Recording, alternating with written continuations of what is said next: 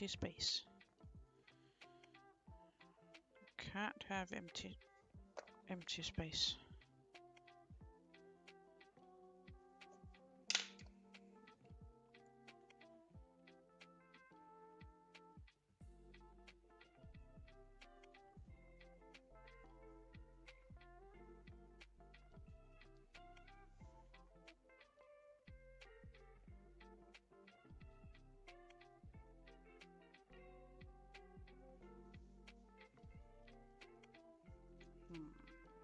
And a jar. I think it's gonna be a jam jar.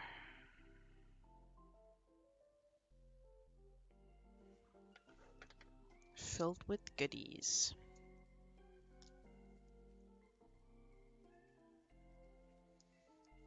Because the bookshelves are so far in the background, I actually think I'm gonna do the line art with a smaller nib size.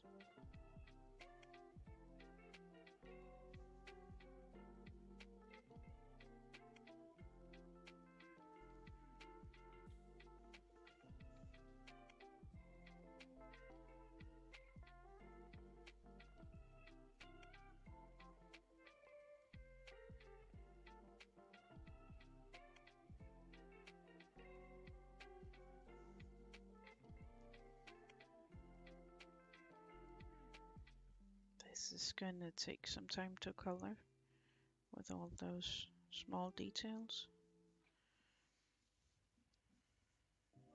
Let's see.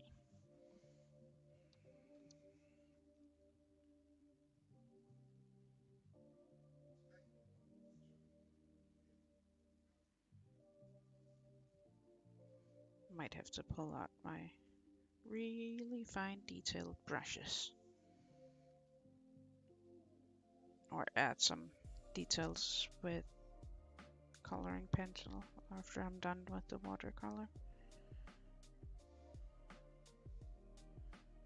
Because it's gonna be so small. Sometimes that helps give it the right look. Because it can be really hard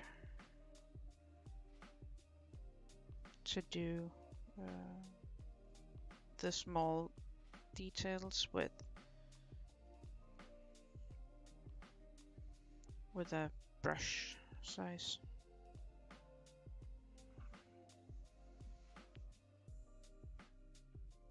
And a jam jar.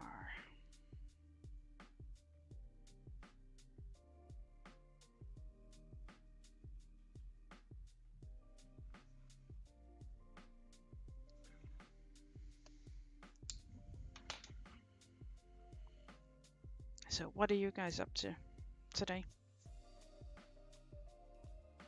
Anything exciting?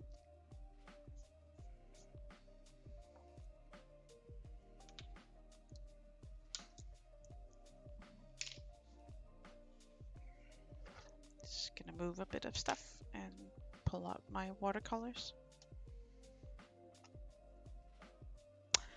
Oh, nice, Titan. Can't wait to see what you're doing. So this is my small palette. I have a few different brands of colors. This is some of Daniel Smith watercolors. I'm actually quite taken into it. That's pretty new to me to use those.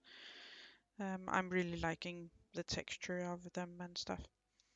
Then I have some Schminke watercolors. I have loads more of those. And then I have my own watercolors that I made myself.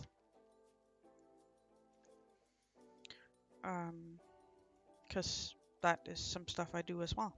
Mix pigments and binders, and sometimes I make the pigments myself. The 6 up top those are made with all natural colors from nature, One is from granite, red granite. One is from some blue mother of pearl shells. A white one is mother of pearl as well, but you can't see the glittering stuff in it. I have a black one, and I have two different grays or grayish browns as well.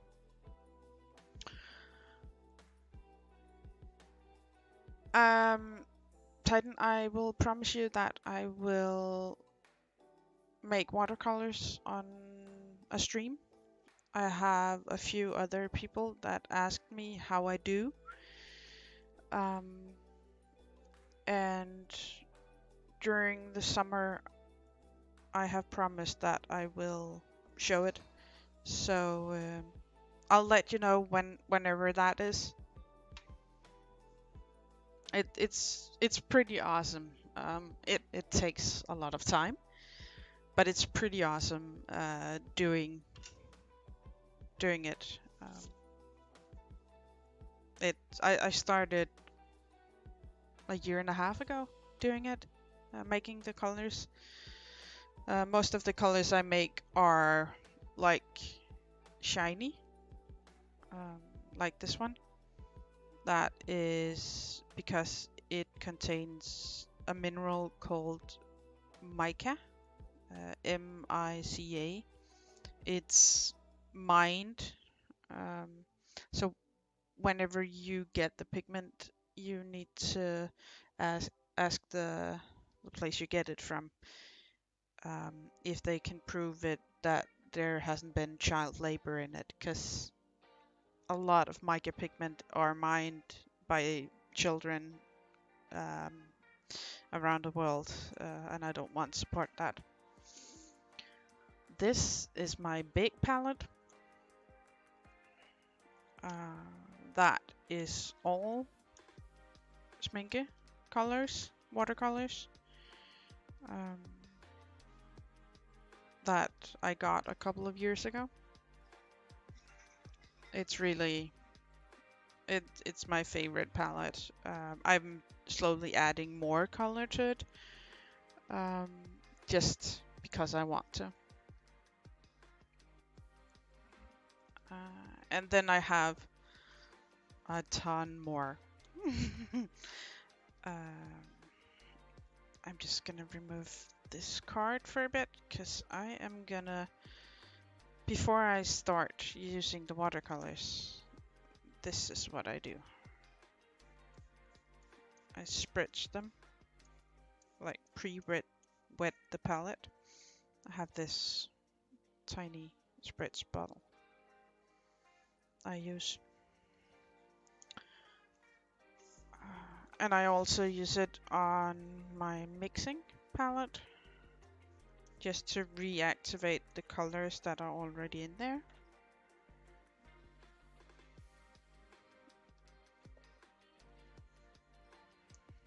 See, I'm just gonna move around. It takes up so much space.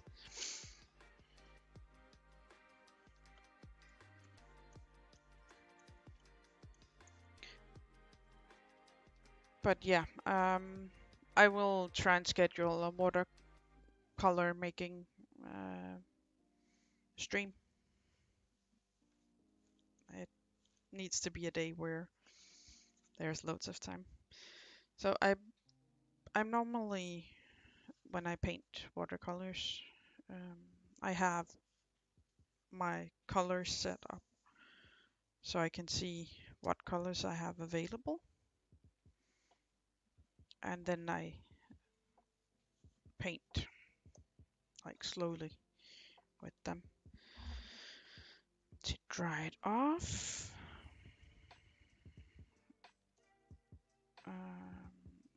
I use water brushes sometimes.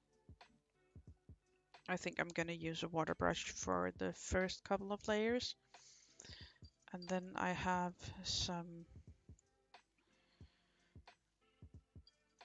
both some synthetic brushes and some squirrel hair, natural hair, because Because for me, there's loads of different in using either a synthetic brush or a natural haired brush. But for some people don't want to use other than the synthetics. But I'm sorry to say that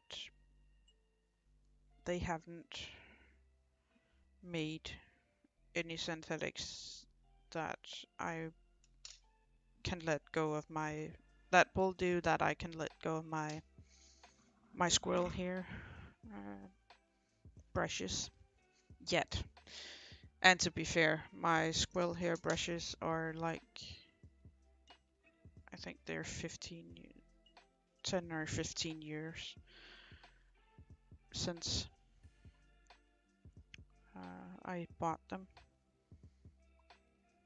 I take really good care of my brushes.